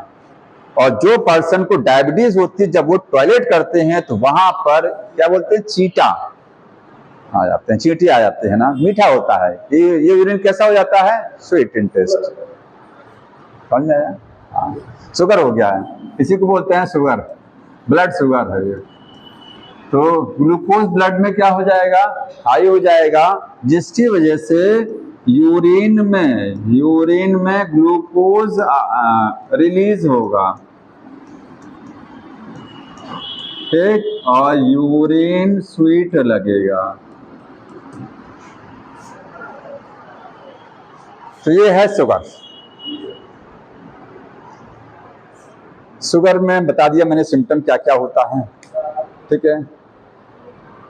अच्छा, डायबिटीज इंसिपिडस। और एक चीज और, यहां एक सिम्टम आता है, सिम्टम कई आएगा, डायबिटीज का कई सिम्टम है। हंगर बहुत तेज हो जाएगा, जो मिल जाएगा सब खा लेंगे, कागज वागज सब खा लेंगे इतनी भूख लगेगी ना, शुगर वाले में बहुत तगड़ी भूख लगती है, हमेशा पेट में आग लगी रहती है, ठीक है। दूसरा सिम्टम क्या है? यूरिनेशन, यूरिनेशन मोर, बार बार टॉयलेट जाएंगे, इसी को बोलते हैं डायूरेसिस। डाईयूरेसिस, यूरिन डाइल्यूट हो जाएगा, पतला होगा, बार बार यूरिन जाना पड़ेगा, बार बार जाना पड़ेगा। कारण एक बार बता दिया था मैंने, टाइम लगेगा बताने में, ऐसा क्यों होता है। तीसरा है हंगर हो गया, थर्स्ट, प्यास बहुत लगेगा, क्योंकि जब सारा पानी शरीर का यूरिन के रास्ते चला जाएगा तो शरीर में हो जाएगी पानी की कमी, समझ में आ रहा ना। तो प्यास लगेगा, तो पानी भी आप खूब पिएंगे, पानी का लेवल मेंटेन रहेगा, लेकिन जितना पानी शरीर से निकलेगा उतना ही आप पी भी लेंगे, तो प्यास इसलिए लगती है, समझ में आया।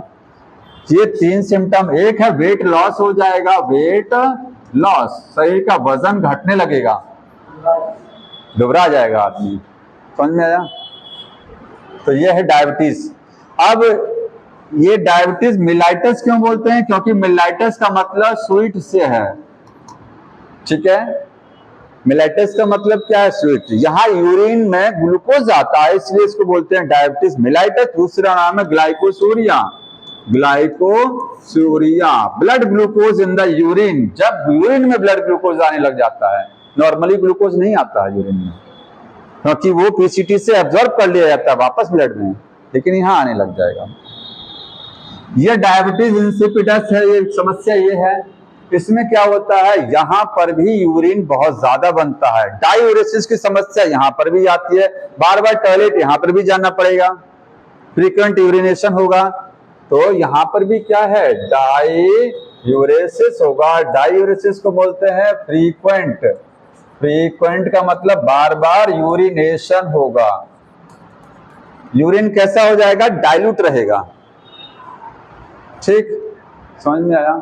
ये किसकी वजह से होता है, इसका जो कारण है वो रीजन है, रीजन लेस एडीएच। अगर एडीएच बहुत कम बन रहा है, सोचिए अच्छे खासे हम हैं, हमारी बॉडी में एडीएच कहां से बनता है, पिट्यूटरी ग्लैंड से रिलीज होता है ना। तो ADH pituitary gland, pituitary gland hypothalamus बनाती है, पिट्यूटरी से रिलीज किया जाता है। तो अगर वहां से एडीएच कम बन रहा है, ठीक है, तो एडीएच का काम होता है कि यूरिन से पानी को, जो आपका किडनी में जब पानी ब्लड छनता है तो वहां से पानी को खींच करके आपकी बॉडी में मिलाना। ज्यादा एडीएच ज्यादा वाटर रीअब्जॉर्ब, ठीक है। एडीएच कम बनेगा तो रीअब्जॉर्प्शन घट जाएगा, तो यूरिन में वाटर बहुत ज्यादा हो जाएगा, समझ रहे ना, समझ रहे ना। यूरिन में वाटर क्या हो जाएगा, ज्यादा, तो लेस एडीएच बनेगा, तो वाटर इन यूरिन क्या हो जाएगा, बढ़ जाएगा, मतलब यूरिन डाइल्यूट हो जाएगा। और आप कह सकते हैं पर्सन को टॉयलेट बहुत लगेगा, फ्रीक्वेंट, वही डायूरेसिस, क्या हो जाएगा, डायूरेसिस। अरे सोचिए, जब शरीर से वाटर बहुत ज्यादा यूरिन से निकल रहा है तो पर्सन को टॉयलेट का फ्रीक्वेंट हो जाएगा, ज्यादा होगा। तो इसकी देखिए, ये समस्या है किसकी, ब्लड ग्लूकोज लेवल बढ़ने से हो रहा है डायबिटीज मेलाइटस। और ये क्या है, एडीएच के कम होने, नहीं, मेन कारण एडीएच अगर कम बन रहा तो इसका कारण है एडीएच का कम बनना। इसका कारण क्या है, इसका कारण लिख लीजिए, रीजन जो है इंसुलिन कम बनना, इंसुलिन क्या होना, कम। अगर इंसुलिन पैनक्रियाज से कम बन रहा है तो ग्लूकोज का लेवल हाई होगा कि नहीं होगा। अरे इंसुलिन की कमी से तो होता है ग्लूकोज डायबिटीज। तो इसका कारण है इंसुलिन पैनक्रियाज से कम बन रहा है, उसका कारण क्या है, डीएच वहां से कम बन रहा है, तो इसको डायबिटीज बोल देते हैं। समझ में आ रहा है, सब लोग जानते हैं डायबिटीज, इसको डायबिटीज क्यों बोल दिया, ये डायबिटीज के आगे टर्म क्यों लगा है यहाँ पर। हाँ, यहाँ तो ग्लूकोज नहीं आ रहा यूरिन में, यहाँ तो केवल ग्लूकोज नहीं आ रहा है। जहां डायबिटीज इसलिए बोलते हैं क्योंकि डायबिटीज का एक सिम्टम यहाँ आ रहा है, वो कौन सा है, डायूरेसिस। बार बार यूरिन डाइल्यूट यहाँ पर भी हो रहा है, यूरिन डाइल्यूट यहाँ पर भी हो रहा है, समझ रहे ना। तो डायबिटीज का जो ये वाला सिम्टम है, कौन सा वाला, कहाँ गया, अरे डायूरेसिस मैंने कहीं लिखा है, हाँ, यूरिन का आउटपुट बढ़ना, फ्रीक्वेंट यूरिनेशन होना, ये इसका सिम्टम है। इसके और भी सिम्टम है, लेकिन एक सिम्टम ये वाला जो है, कौन सा वाला, ये वाला सिम्टम, ये उसका भी है, इसीलिए इसको भी डायबिटीज बोलते हैं। लेकिन ये वो वाली डायबिटीज नहीं है जो हम लोग जानते हैं, ये वो वाली डायबिटीज नहीं है, ये ग्लाइकोसूरिया नहीं है। यहाँ पर यूरिन में शुगर लेवल नहीं रहेगा, लिख लीजिएगा, no sugar in urine, no sugar in urine, मतलब टेस्टलेस रहेगा वो, ठीक है, वो उसमें स्वीटलेस, टेस्ट तो आएगा, स्वीटलेस रहेगा, स्वीट नहीं रहेगा। समझ में आएगा दोनों में अंतर क्या है? तो कारण है लेस, ये पूछा जाता है लेस एडीएच और लेस इंसुलिन। अगर एडीएच ज्यादा बनेगा तो क्या होगा, यूरिन कंसंट्रेटेड हो जाएगा। समझ में आया? ये खत्म हो गया, तो एक मैंने समस्या खत्म कर दी। दूसरा देखिए, अगर पॉलीयूरिया, एक कंडीशन होती है पॉलीयूरिया, पॉलीयूरिया जानते हैं क्या है? अगर यूरिया बहुत ज्यादा आ रही है यूरिन में तो उसको बोलते हैं पॉलीयूरिया। समझ में आया? मतलब मोर यूरिया, 25 ग्राम से ज्यादा यूरिया अगर किडनी एक दिन में रिलीज कर दे रही है यूरिन से, तो मोर यूरिया, हाँ, एन यूरिन। तीसरा है, और कोई बताए, नाम बता दीजिए मुझे, एन्यूरिया, ओलिगोस्यूरिया, कुछ टर्म होते हैं। जब यूरिन कम बनता है, यूरिन बनता ही नहीं है, यूरिन बहुत ज्यादा बनता है, ठीक है, तो उसके लिए नाम है। इसको थोड़ा सा देख लीजिएगा, ये शायद पॉलीयूरेमिया है,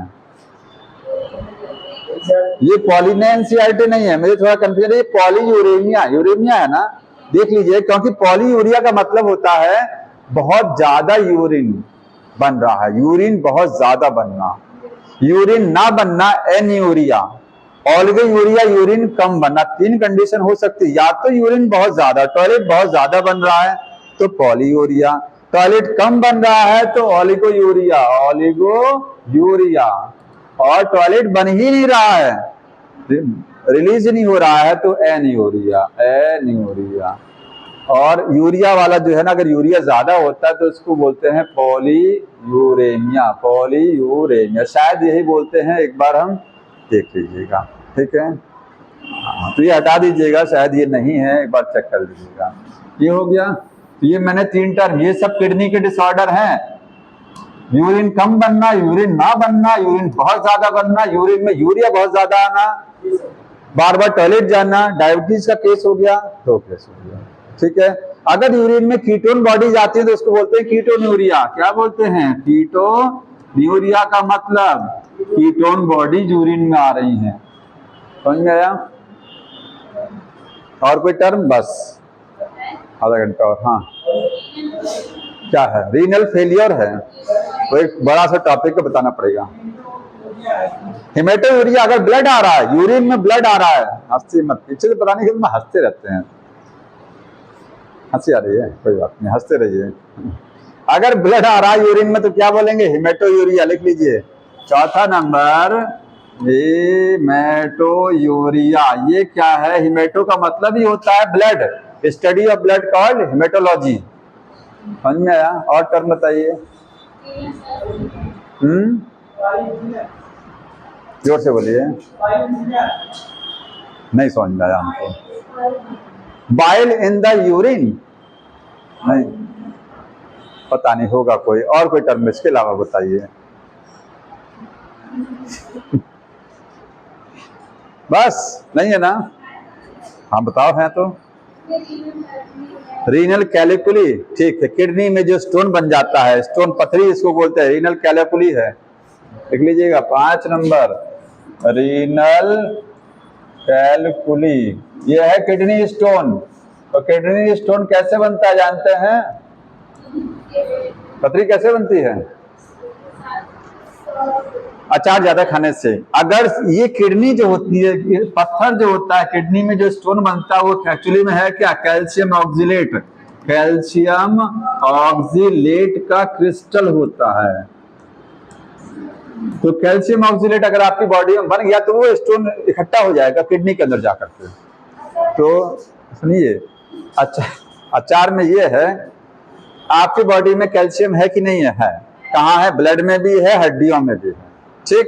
आपकी बॉडी में ऑक्जेलिक एसिड अगर मान लीजिए बन रहा ज्यादा या कहीं से ऑक्जेलिक एसिड आ गया ज्यादा, तो ऑक्जेलिक एसिड अचार में भी होता है, याद रखिए। पिकल्स में ऑक्जेलिक एसिड होता है। हाँ? बहुत खाते हैं देखो सुबह शाम खाती है तो कोई बात नहीं है, नहीं हो रहा है तो अच्छी बात है भाई, समझ में आया, हो भी सकता है नहीं हो सकता है। तो ये है यही चीज, ऑक्जेलिक एसिड प्लस कैल्शियम मिल करके कैल्शियम ऑक्जेलेट। पानी बहुत ज्यादा पीना है तो ये स्टोन हट जाता है, नहीं हटता तो दवा से हटता है, समझ में आया। एक है last renal failure, 7 number. 6 number में क्या है? Renal failure. अगर किडनी खराब हो गई, किसी वजह से किडनी खराब हो गई, काम नहीं कर रही है, तो उसका तरीका क्या है? हीमोडायलिसिस। क्या करते हैं? डायलिसिस कराते हैं। तो डायलिसिस और वो वाला टॉपिक अगली बार बता दूं, एक दिन में हो जाएगा दोनों। हाँ, क्वेश्चन करा देते हैं। हाँ कोई बात। किडनी ट्रांसप्लांट कराते हैं, किडनी अपने रिलेटिव से, खास रिलेटिव में, जैसे वाइफ हुए और जो बच्चे हैं, भाई बहन है, इनसे ज्यादा मैचिंग करती किडनी। जितना ज्यादा दूर रिलेशन में जाए किडनी मैचिंग कम हो जाती है, समझ में आया। किडनी पहले मैच करानी पड़ती है, वो बहुत सक्सेस नहीं होता है। हाँ, एक किडनी पे काम चलेगा, एक किडनी पे काम चल जाएगा, समझ में आया। लेकिन लोड ज्यादा बढ़ेगा फिर समस्या क्रिएट होती है लाइफ में।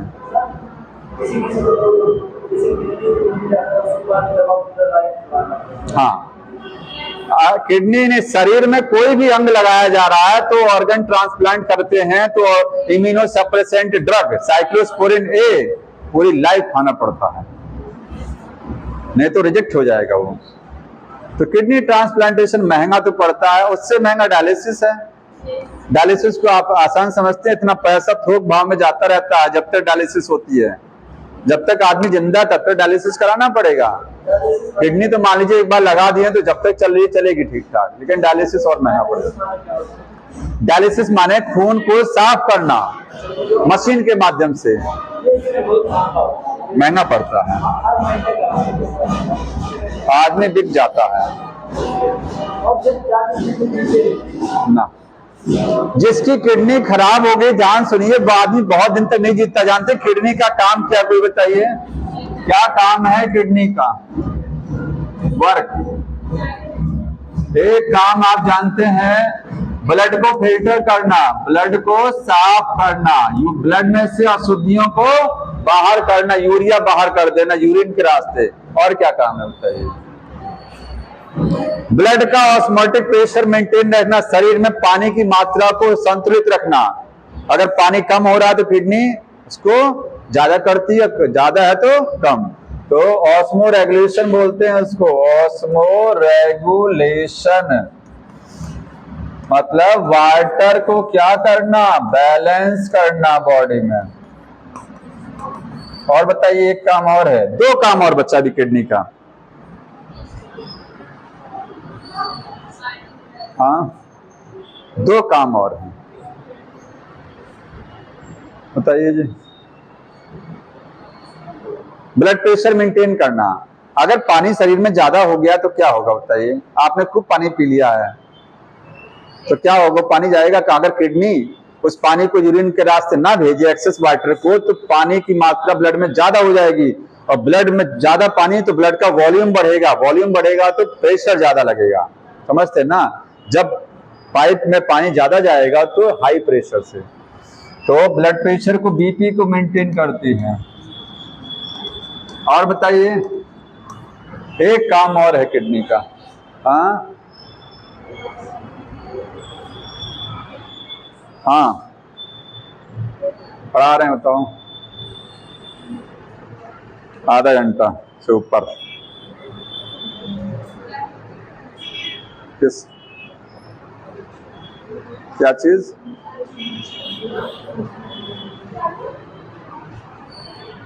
अब 2 लीटर बता रहे थे वो, 2-2.5 लीटर। क्यों?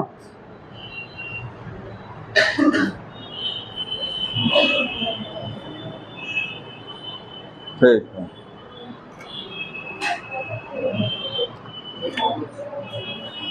आज हमारी घड़ी स्लो हो गई है और कोई बता भी नहीं रहा। कुछ लोग इसी वजह से तो नहीं हंस रहे थे कि टाइम देखिए मोबाइल में 5:25 हो रहा है, यहाँ 5 हो रहा है। ये इसका जानते हैं, ये गिर गया है, ये जो लगे ना ये सब, ये इसमें गिर जाता है तो फंस जाता है। जब ये तो घड़ी की सुई रुक जाती है वही, ये सुई रोक देता है। ये जो ना इंडिकेशन देखो, ये वाला ये टूट गया है हमारा, ये टूट करके सुई में गिर गया है तो सुई फंस जाती है कभी कभी, इसको सही करवाना है। तो बताइए एक काम और बताइए, हीमोपोइसिस, किडनी एक काम और करती है, हीमोपोइसिस। हीमोपोइसिस का मतलब ब्लड बनाना, ब्लड फॉर्मेशन में मदद करना। किडनी ब्लड बनाने में मदद करती है क्योंकि किडनी से बनता है क्या चीज, इरेथ्रोपोइटिन। इरेथ्रोपोइटिन वो ब्लड को बनाने में मदद करता है। तो अगर किडनी खराब हो रही है तो शरीर तो कमजोर हो जाता है, देखे ना, खून की कमी हो जाती है। किसी को देख लीजिए किडनी खराब है तो उसका शरीर गल जाता है क्योंकि खून कम बनता है। तो किडनी खून बनाने में मदद करती है। हीमोडायलिसिस बीमारी नहीं है, हीमोडायलिसिस ब्लड साफ करना पड़ता है। जब किडनी आपकी दोनों खराब हो गई हैं, ठीक है, साफ नहीं कर पा रही है ब्लड को, तो करना पड़ता है। हाँ, बाहर मशीन होती है बड़ी सी, उससे साफ कराते हैं। दोनों खराब हैं क्योंकि एक चल रही है सही सलामत तो दूसरे काम कर देगी। लेकिन सर तो तब भी ये भी ट्रीटमेंट करके दूसरे का लगवाने का, तो इतना पैसा, अगर करोड़पति अरबपति आदमी हो तो दोनों किडनी लगवा लीजिए दूसरे की। एक किडनी लगवाते तो हालत खराब हो जाती है, क्यों, लोहा लग जाता है बताइए। हाँ,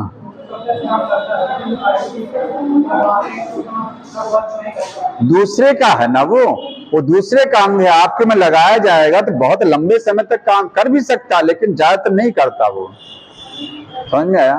हाँ,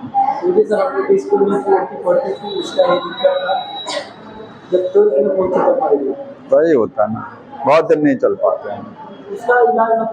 क्योंकि कारण देखिए, ध्यान सुनिए, किडनी कौन देता है जनरली, कोई यंग एज का आदमी नहीं देगा ज्यादातर। बूढ़े लोग, माँ बाप हैं, उनको बच्चे नहीं देंगे, कहेंगे यार हम तक किडनी, वो लेंगे भी नहीं, वो देंगे भी नहीं।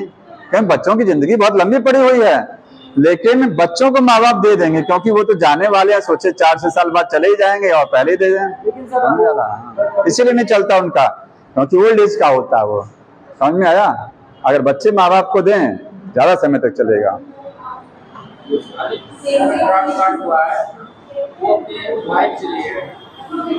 तो भाई बहुत ठीक ठाक भाई, इतना सेक्रीफाइस उन्होंने किया कि इस दुनिया में कौन किसके लिए मदद करता है। वो सर हम लोग की क्लास में थी, 8 से पढ़ रही थी, 10 का बोर्ड का थी, सबसे ज्यादा नंबर पाए 11 का। चलिए ठीक है, बताइए। कभी-कभी ये कोई डिसऑर्डर है जो यूरी एटमॉस्फेयर जैसा कुछ निकला है। हाँ, वो एक डिजीज, क्या नाम है उसका, ब्लैक यूरिन डिजीज। एटमॉस्फेयर में जाने पर उसका ऑक्सीजन के साथ जब रिएक्शन करती है तो ब्लैक कलर आ जाता है।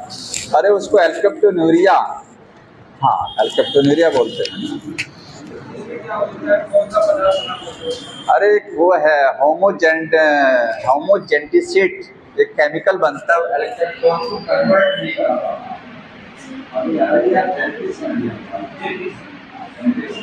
यहाँ पर हीमोफिलिया पढ़ते हैं, अगली बार पढ़ के आइएगा।